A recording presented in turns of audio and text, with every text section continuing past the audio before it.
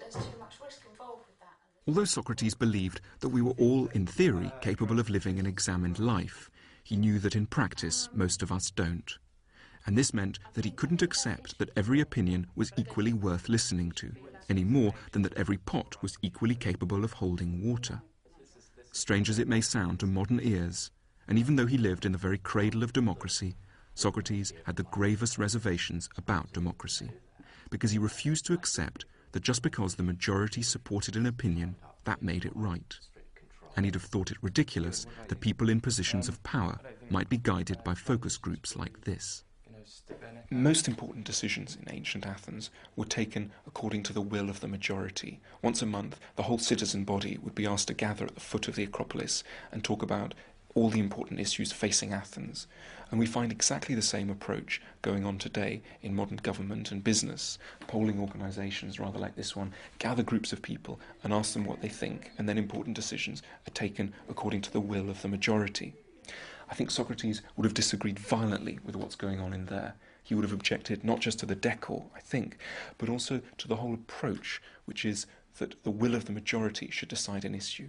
In his eyes, what matters is whether an argument is logical, is reasonable.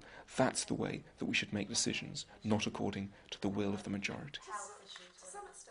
Believing that the majority can be wrong and being sure when you are right still doesn't make it easy to hold a minority opinion, particularly when your livelihood's at stake.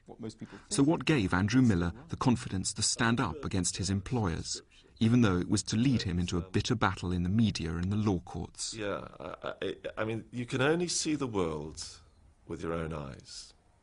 You can try to understand what other people are thinking, and sometimes you can. You know, there are definitely times when someone has some strong views that are quite different from yours, that you respect. You see the basis for them. But that's different from being wrong. You know, I think we can accommodate a lot of differing views, but from my point of view, if I do see things that are wrong, I do find it very frustrating. Socrates died for his beliefs. How far were you prepared to go for yours? Well, I think there's a big difference between being an individual and having a family. And once I was put into the media war and into the litigation, I was aware that, you know, I was at war, but I had my children at my feet and my wife at my shoulder. And I really had no choice. And I started to realise that the only way out was forwards. And so, you know, we had to sort of fight our way out together. Litigation, it could have destroyed me. It was never going to kill me, but it could have destroyed me. And it wasn't a question of being prepared to go that far. That's just how far it finished up going. But, you know, fundamentally, with regard to sort of my own self-worth, I did think, when I looked in the mirror in the morning when I shaved, you know, at least I think I've acted according to my conscience. I'm in a murky situation.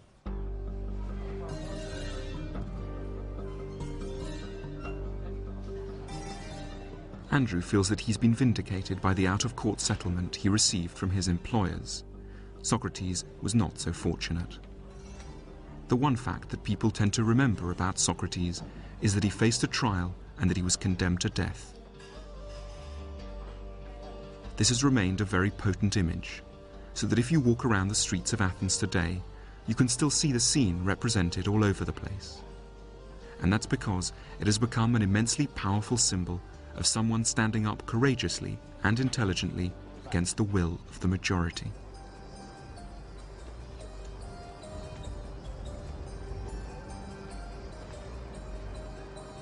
The charge against Socrates was of having corrupted the youth of Athens and failing to respect the gods the city worshipped. The potential penalty was death. One March morning, Socrates was asked to show up at the courthouse in Athens, and Socrates was facing probably a jury of 500 Athenian citizens. And what we do know is that the atmosphere inside the courtroom was relatively hostile towards Socrates from the very beginning. They were suspicious of this man.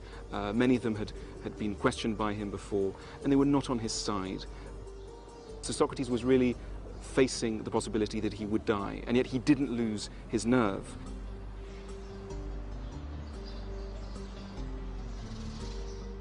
And Socrates said, if I was allowed more time to make my case to you, dear Athenians, I'm sure I could convince you of the justice of my cause, but I can't.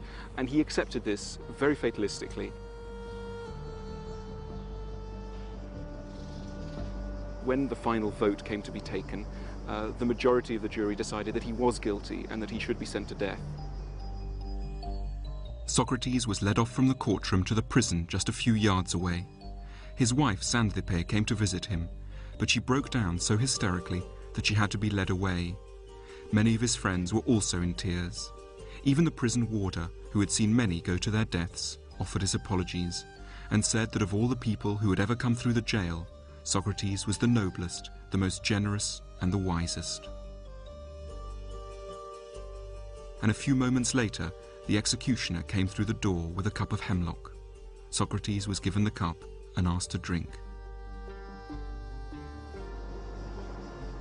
And after a few moments, his legs began to feel heavy.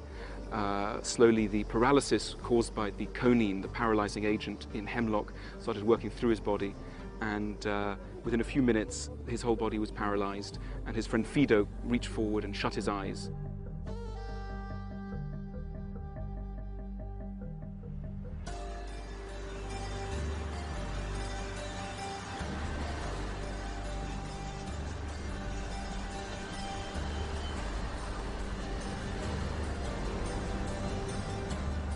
In Athens today, there's very little of the glory that was ancient Greece and that has inspired the world ever since. And yet, the ideas of Socrates live on. He was once asked where he came from, and he replied, not from Athens, but from the world. And he remains in many ways the global philosopher, born in Athens, but speaking his message to the whole of humanity. Of course, very few of us will be called upon to die for our beliefs. But Socrates makes us see that we all have the capacity, and indeed the duty, to stop following opinions passively, and instead to develop beliefs we can truly have confidence in. Though we're often reluctant to see it, all of us can make the transition from being a sheep to being a thinking person, that is, a philosopher.